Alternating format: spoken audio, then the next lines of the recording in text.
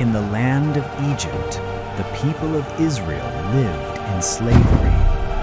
Their hands were worn from endless labor, their backs bent beneath the weight of oppression. Mothers wept quietly for their children. Keep them safe. Fathers worked tirelessly, weary yet unable to rest. And the elders, they remembered the promises God had made to their fathers. Yet the days stretched long, and their cries seemed to go unheard.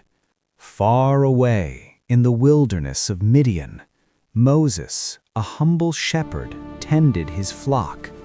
He had fled Egypt years before, seeking peace and solitude. But on Mount Horeb, his life was about to change forever. There, a bush burned with fire, yet was not consumed. Moses stepped closer, eyes wide with wonder, and the voice of the Lord Moses. called his name. Here I am. Moses, Moses. Here I Moses. am, he whispered. Here I am. God spoke to him of his people's suffering, of the slavery that had gone too long. He gave Moses a command. Go Go and to lead Pharaoh, my people lead my people out of Egypt. out of Egypt, and bring them into freedom. Moses returned with his brother Aaron. They stood before Pharaoh, the ruler of Egypt, and spoke boldly. Let my people go. Let my I people will go. not. But Pharaoh's heart was Silent, hard, and he refused. Defiant. Plague after plague swept through Egypt.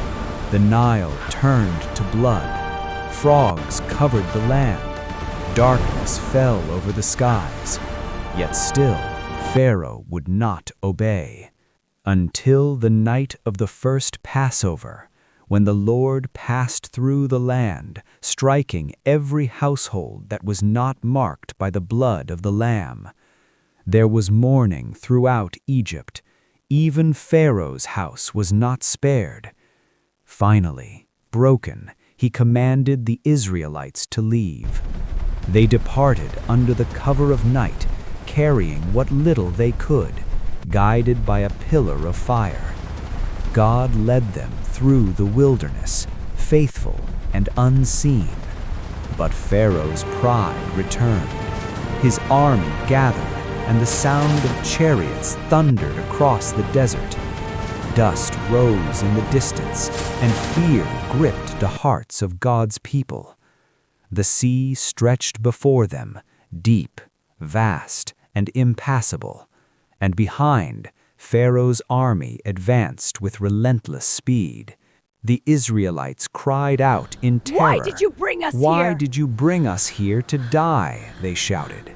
But Moses, calm and resolute, Do not be afraid. lifted his staff Stand and still spoke. and see the salvation Do of not the Lord. be afraid. Stand still and see the salvation of the Lord. The pillar of cloud moved between them and the Egyptians, casting darkness upon the enemy and light upon God's people. Moses stretched out his hand over Let the sea, waters obey and your the command, waters O Lord. obeyed the voice of God. A path opened. Walls of water rose high on either side, and the seabed lay dry beneath their feet. The Israelites stepped forward. Fear not, for our Men, trust. women, children, elders leaning on staffs, walking Fear not, for carefully, our trust. yet filled with awe and wonder. They crossed the sea, guided by God's hand, while Pharaoh's army, Stop proud them! and Bring them foolish, back! followed them into the path of the miracle. And then the waters returned. The chariots, the horses, the soldiers were swept away.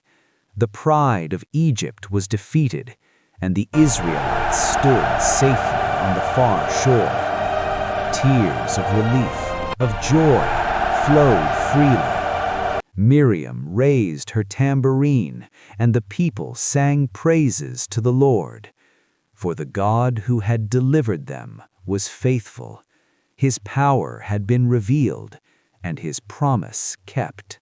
The crossing of the Red Sea became a story for generations, a reminder that no obstacle is too great, no army too strong, no bondage too deep, for the hand of God that saves is mighty. And the people of Israel walked forward into the wilderness, free, redeemed, and full of hope.